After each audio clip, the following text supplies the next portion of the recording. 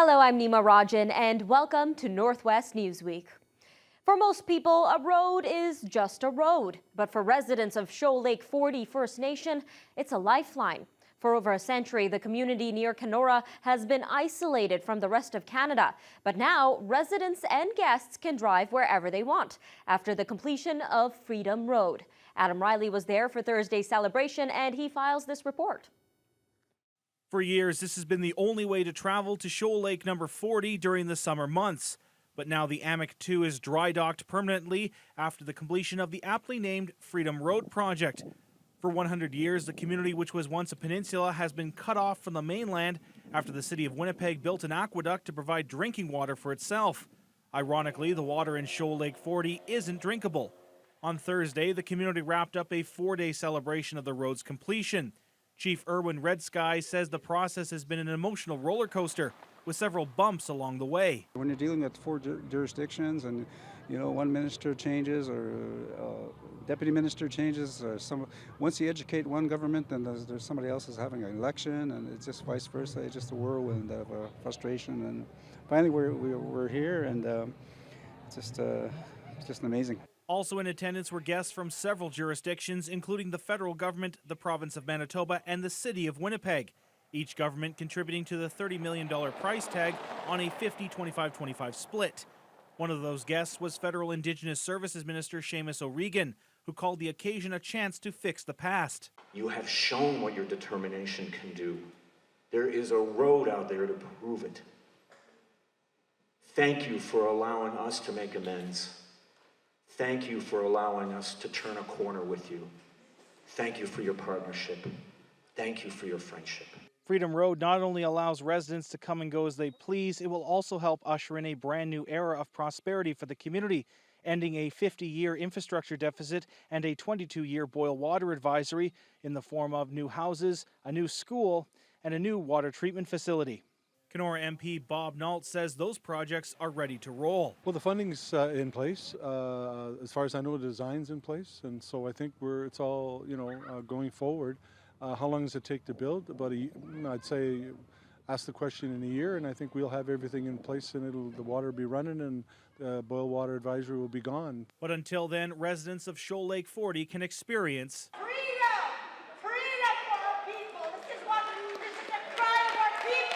Adam Riley, TBT News. The town of Pickle Lake is dealing with a major forest fire right at the edge of that community. The Ministry of Natural Resources is battling the blaze, which broke out late Thursday afternoon. The forest fire is over 780 hectares in size. It started about a half-kilometer northeast of the town near the neighboring area of Central Patricia. It then burned across Highway 599. The communities are not under evacuation at this time as the fire's direction is favorable. Water bombers and fire ranger crews are still trying to get it under control, and more crews are coming in. Officials from Wasaya Airways says most of the flights at the Pickle Lake Airport have been grounded.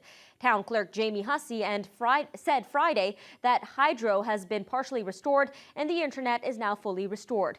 Crews are now working to get the phone lines working again.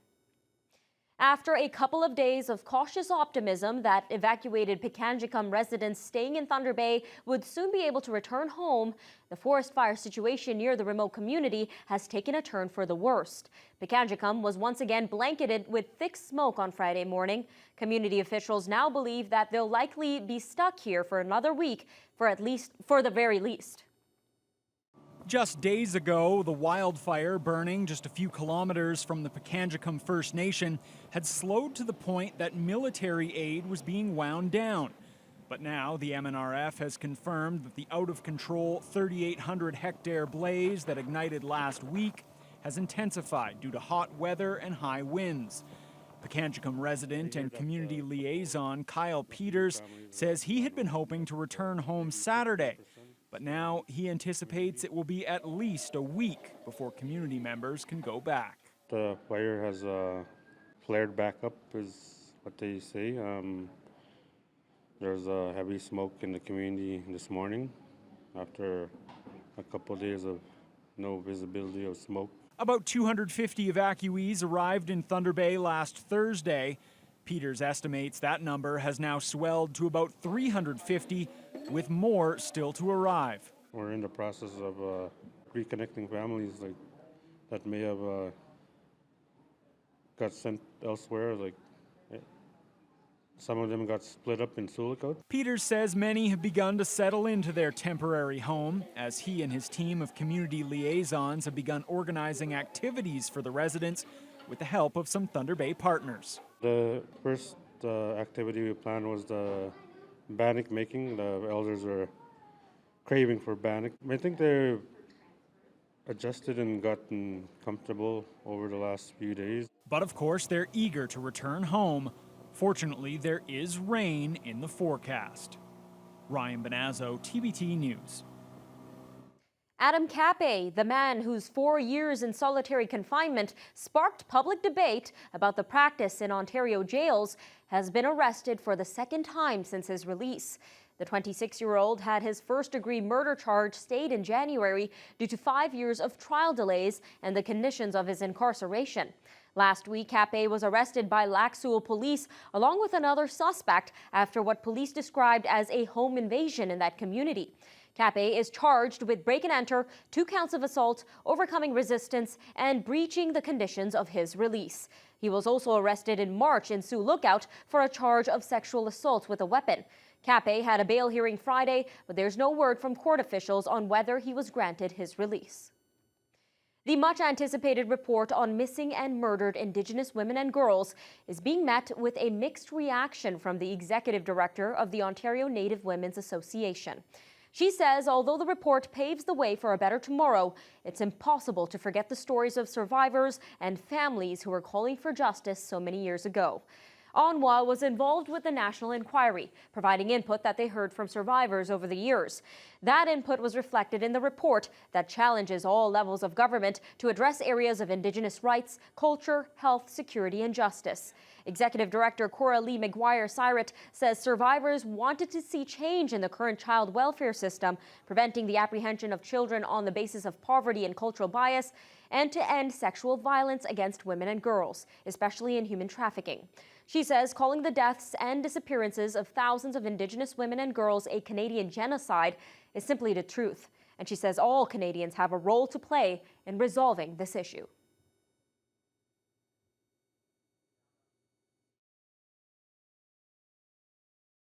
This is not just at a government level, it's not just at a systems level.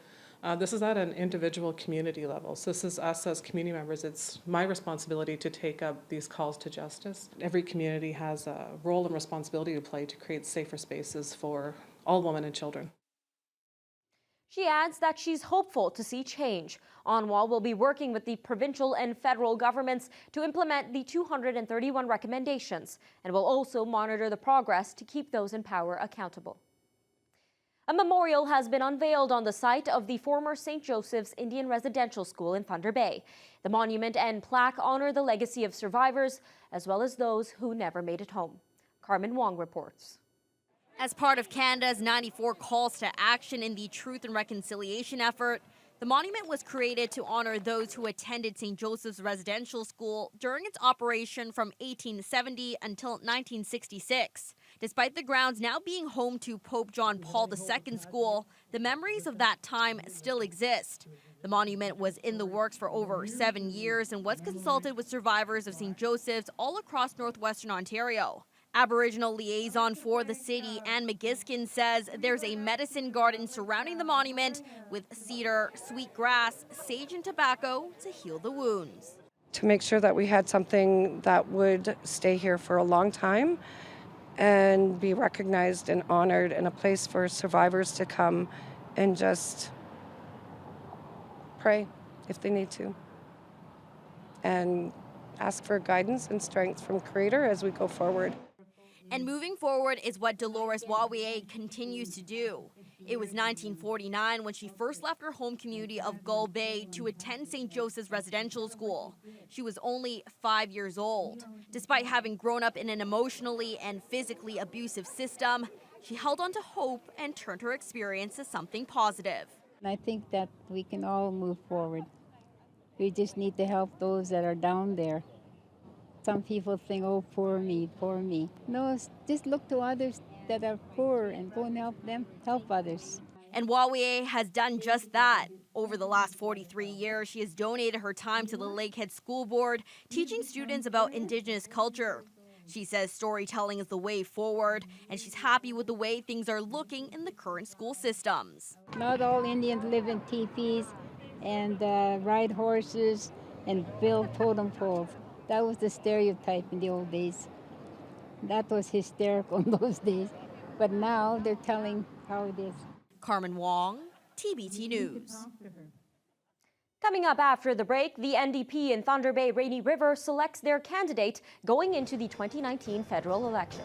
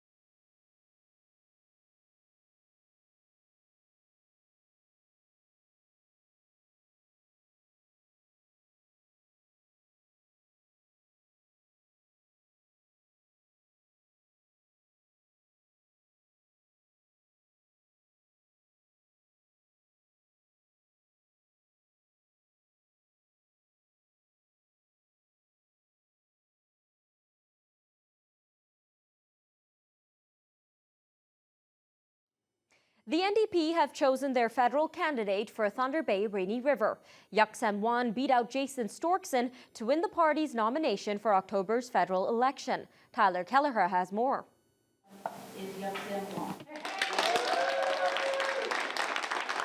I think it's fantastic. It's been something that I am very, very proud of. And to be able to stand up and bring my name forward and my voice is something that I think is a really good next progression. The final ballot was cast, and the face of the new Democratic parties running for Thunder Bay Rainy River has been determined. The third and final meeting between nominees Yuksem Wan and Jason Storkson and the Riding Association was the most definitive. The labor activist victory over the Anishinaabe Police Association president confirmed Wan's bid of returning the NDP to the riding it held from 2007 to 2015. Speaking with the members, they were certainly had a lot more service when the NDP had the MP's position, and they've been very disappointed and feel that they have been neglected under the current MP, and they are very pleased to hear that the NDP has candidates running this time that they can certainly support. The NDP was a natural fit. It has always been a party, I think, that has the values and the policies that support people rather than just being one-sided and forgetting that there's more than just the 1% in Canada. Wan stressed her concerns with politics that focus solely on divisive issues, and she says falling back on her interactive approach will be a key tool in ensuring every person and resource is taken care of. Being present and active, going and talking to the people, ensuring that it's not a one-size-fits-all that our needs and our voices are heard. People want to talk to the person they're going to vote for. They want to be able to go to their member of parliament and get the help they need. They want to see the person and they want their help. I think she'll do a tremendous job. Whan will face Conservative Linda Ridholm in October's federal election. Neither the Liberals nor the Green Party have determined the representation. Tyler Kelleher, TBT News. A surprise for many residents of Schreiber this week after the town's chief administrative officer announced his resignation from the post. Don MacArthur has spent the last 30 years in the town, but is moving to southern Ontario to be closer to family. Adam Riley reports. The township of Schreiber has the Help Wanted sign posted at its office after the resignation last week of CAO Don MacArthur. MacArthur has spent the last 3 decades in the community, first as a member of the business community, but then he shifted into municipal politics and never looked back. He spent several terms as both a councillor and as mayor before switching roles and became the town's chief administrative officer in 2014, which he called a big step. There was an opportunity there. I was very passionate about Schreiber, very passionate about politics in general, but I kind of learned through the process that it is something that I really do enjoy. But MacArthur's life in municipal politics isn't over. He has already accepted a similar position in the community of South River near North Bay, which will allow him to be closer to his family. Mayor Dave Hamilton says losing MacArthur is very sad and he will be missed. A campaign to find a new CAO is getting underway in hopes of finding the right candidate before he leaves. We'll be putting ads out all across the country on Jobs Canada network, on our local information highway, I suppose, so to speak, and Facebook. And when it comes to MacArthur's accomplishments during his time in the municipality, there is a bit of a differing opinion between the mayor and the CAO. MacArthur says he is very proud of the push to build a road to the town beach area, while Hamilton believes it was MacArthur's push to help revitalize the downtown area. But both can agree the town is in much better financial shape. I think that his biggest achievement has been the financial part of our community that fell on hard times, and Don was able, along with other administration, to lead us out of that. But I give full credit to Don on that. I think through being mayor and then being CAO, I know we talked with municipal affairs a number of times, about the financial status of Schreiber, and some of the things, where we are today, we had anticipated, maybe in the mid 2020s, 2024, 2025. MacArthur's last day on the job will be August 9th. Adam Riley, TBT News. Progress is being made on the brand new international bridge between Rainy River and Baudette, Minnesota. But so far, the majority of the work has been done on the American side of the water. The $39 million project is being done as a partnership between Ontario's Ministry of Transportation and Minnesota's Department of Transportation. It's currently in the early stages, with approaches on both ends of the future bridge complete. Rainy River's chief administrator says while it may not seem like much progress has been made from the Canadian side, the project is on schedule. Last report I heard, they did have one of the pilings already completed, and I think they have 4 more to go, so it's moving along well now. They indicate they're still on schedule, so they plan by the end of the summer, I believe, in 2020 to have the bridge open and start demolition of the old bridge. Vogan says the bridge will allow for more room towards oncoming traffic, especially with transport trucks. The current bridge is more narrow, and forces passenger vehicles to the side walls of the bridge. Coming up next, a pair of major energy infrastructure projects are front and center at a Chamber of Commerce information session.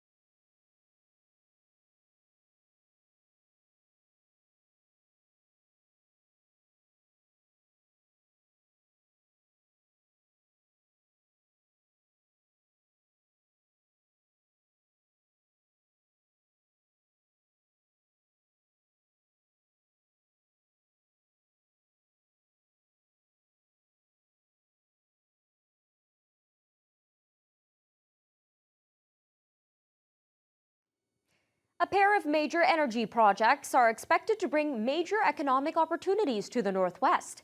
They were among the topics of discussion at this week's Prosperity Northwest trade show in Thunder Bay. Officials working on the East-West Tie and North Shore liquefied natural gas projects were on hand at the Chamber of Commerce hosted event. The LNG projects is a collaboration of 5 municipalities along the North Shore. If approved, gas delivery systems will be installed in each of the communities so the fuel can be delivered by truck. Marathon CAO Daryl Schwarczynski says bringing natural gas to the town will save residents about 70 cents on the dollar compared to current energy costs. And he hopes it will also bring industry to Marathon. When they build a business plan and base it on a certain energy number, and it's double or triple that, it becomes uneconomic, especially when you look at natural resource sector like forestry. So we think this can be a real game changer in terms of attracting those businesses that maybe previously would have kicked the tires and kind of moved on down the road.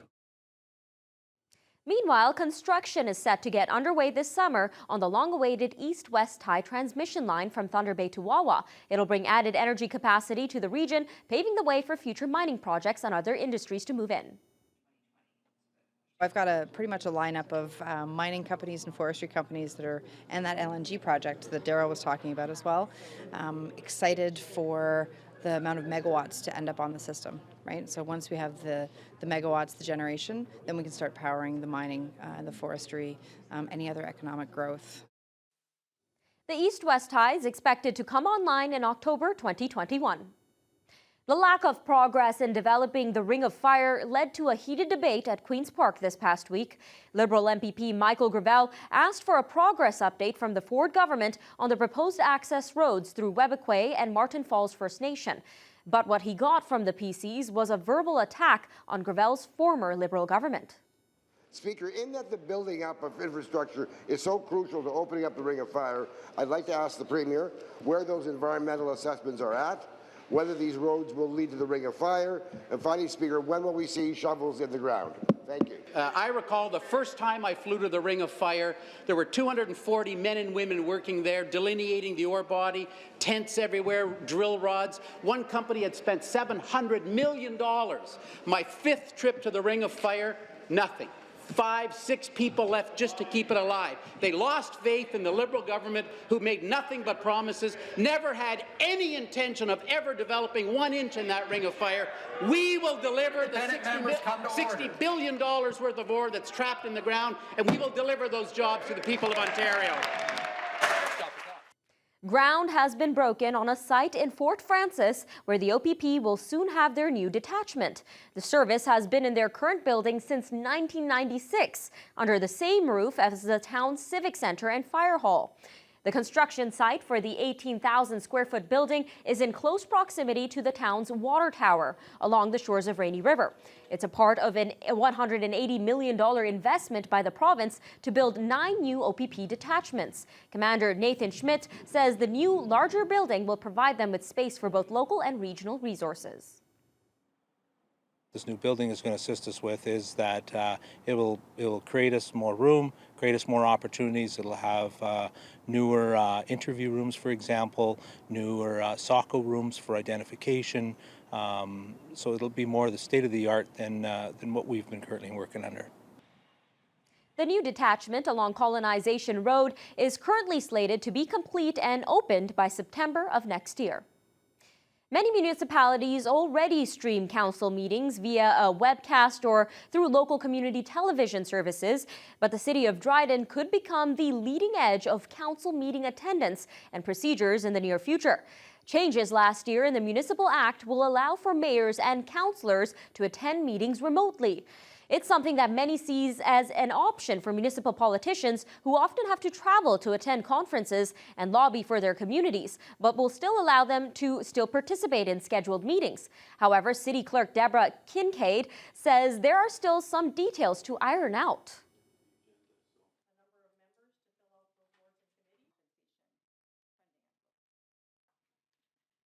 Council can attend meetings remotely with the policy and procedures put in place.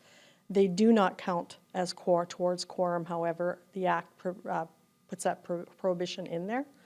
And And it's up to council to determine two things. One, whether they count for attendance, in particular with regard to the Municipal Act's requirement for not to miss 3 successive month council meetings, and as well as whether or not they're allowed to vote. Kincaid says they are looking to bring the new policies and procedures forward this month with full implementation this fall. And that'll do it for this edition of Northwest Newsweek. I'm Nima Rajan. Have a great day, everyone.